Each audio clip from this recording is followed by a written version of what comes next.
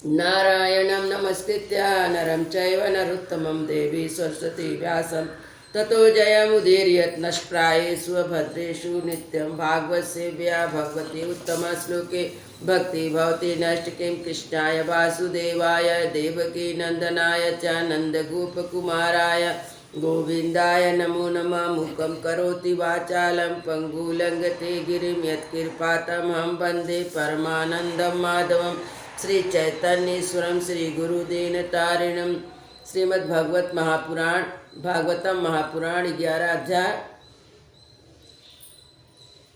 स्कंद छठा वित्तासुर की वीरवाणी और भगवत प्राप्ति।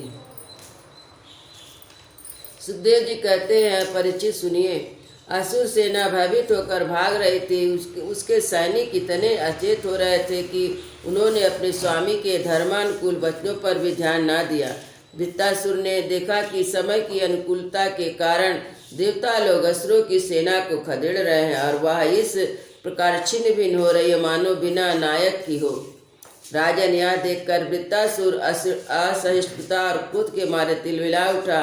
उसने बलपूर्वक देव सेना को आगे बढ़ने से रोक दिया और डांट कर ललकारते हुए कहा, क्षुद्र देवताओं, रणभूमि में पीठ दिखलाने वाले कायर असुरों पर पीछे से प्रहार करने में क्या लाभ है। ये लोग तो अपने माँ बाप के मल मूत्र है, परंतु अपने को सूरवीर मानने वाले तुम्हारे जैसे पुरुषों के लिए भी तो डरपोकों को मारना कोई प्रशंसा की बात नहीं है और न इसे तुम्हें स्वर्ग ही मिल सकता है।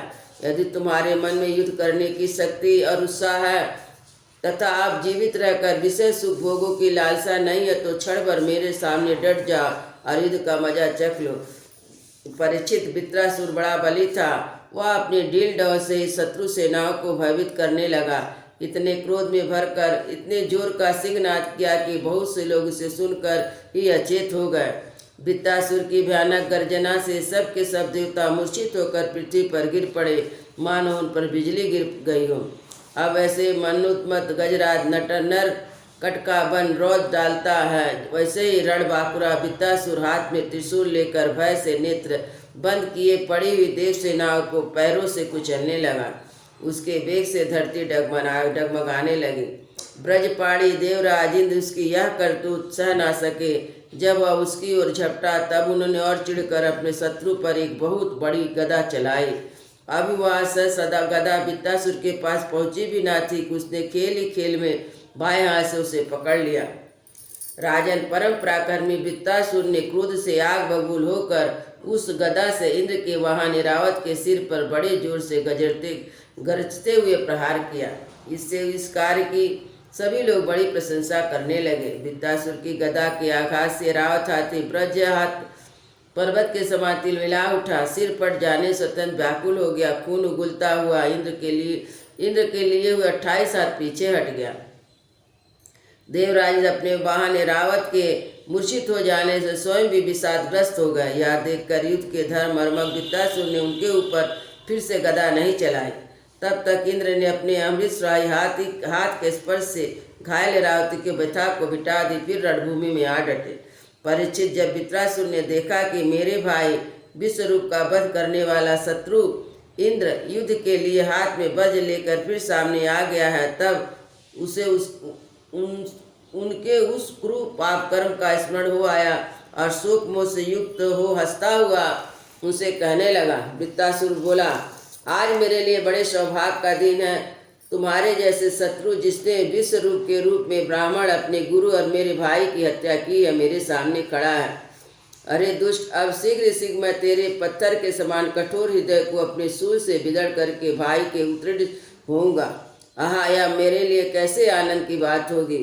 इंद्र, तूने मेरे आत्मवेता और निष्पाप बड़े भाई जो ब्राह्मण होने के साथ साथ यज्ञ में दीक्षित और तुम्हारा गुरु था, विश्वास दिलाकर तलवार से तीनों सिर उतार लिए।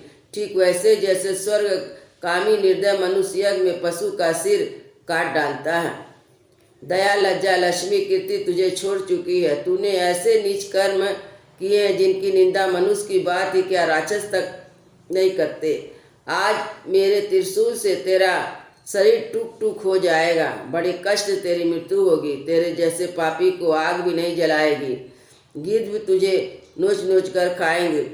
हे अज्ञानी देवता, तेरे जैसे नीच और कुरु के अनुयायी बनकर मुझ पर शस्त्रों से प्रहार कर रहे हैं। मैं अपने तीखे त्रिशूल से उनकी गर्दन काट डालूंगा और उनके द्वारा गढ़ों सहित भैरव आदि भूतनाथों को बलि चढ़ाऊंगा। हे वीर इंद्र, यह भी संभव है कि तू मेरी सेना को छिन्न छिन्न करके अपने ब्रज से मेरा सिर काट ले, तो भी मैं अपने शरीर की बलि पशु पक्षियों को समर्पित करके कर्म बंधन से मुक्त हो महापुरुषों की चरण रज का आश्रय ग्रहण करूंगा। जिस लोग में महापुरुष जाते हैं वहां मैं पहुंच जाऊंगा। देवराज, मैं तेरे सामने खड़ा हूँ, तेरा शत्रु हूँ। अब तू मुझ पर अपना अमोघ ब्रज क्यों नहीं छोड़ता? तू यह संदेह ना कर कि जैसे तेरा गदा निष्फल हो जाए, कृपण पुरुष की हुई याचना समान यह ब्रज भी वैसे निष्फल हो जाएगा। इंद्र, तेरा यह ब्रज श्रीहरि के तेज और दधीचि ऋषि की तपस्या से शक्तिमान हो रहा है। भगवान विष्णु ने मुझे मारने के लिए तुझे आज्ञा भी दी है, इसलिए तू उस ब्रज से मुझे मार डाल, क्योंकि जिस पक्ष में भगवान श्री हरि हैं उधर ही विजय लक्ष्मी सारे गुण निवास करते हैं। देवराज, भगवान संकर्षण के आज्ञा अनुसार मैं अपने मन को उनके चरण कमलों में लीन कर दूंगा। तो ब्रज का वेग मुझे नहीं, मेरे विषय भोग रूपी फंदों को काट डालेगा और मैं शरीर त्याग कर मुनि जनुत गति प्राप्त करूंगा। जो पुरुष भगवान से अनन्य प्रेम करते हैं उनके निर्जन वे स्वर्ग, पृथ्वी अथवा रसातल की संपत्ति नहीं देते, क्योंकि उन्हें परमानंद की उपलब्धि तो होती नहीं, उल्टे द्वेष, उद्वेग, अभिमान, मानसिक पीड़ा, कलह, दुख और परिश्रम ही हाथ लगते हैं। इंद्र, हमारे स्वामी अपने भक्त के अर्थ, धर्म और काम संबंधी प्रयास को व्यर्थ कर दिया है। सच पूछो तो इसी से भगवान की कृपा का अनुभव होता है, क्योंकि उनका ऐसा कृपा प्रसाद अकिंचन भक्तों की अनुगम्य है, दूसरों के लिए तो अत्यंत दुर्लभ है।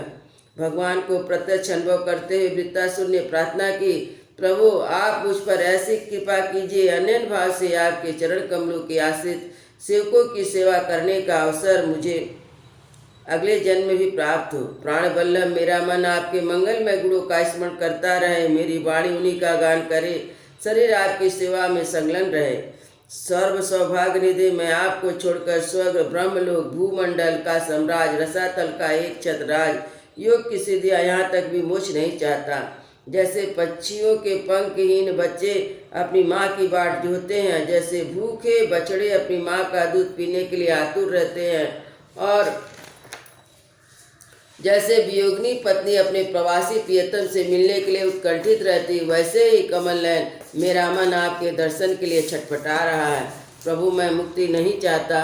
मेरे कर्मों के फलस्वरूप मुझे बार बार जन्म मृत्यु के चक्कर में भटकना पड़े, उसकी परवाह नहीं, परंतु मैं जहाँ जहाँ जाऊँ, जिस जिस योनि में जन्मूँ, वहाँ वहाँ भगवान के प्यारे भक्तजनों से मेरी प्रेम मैत्री बनी रहे।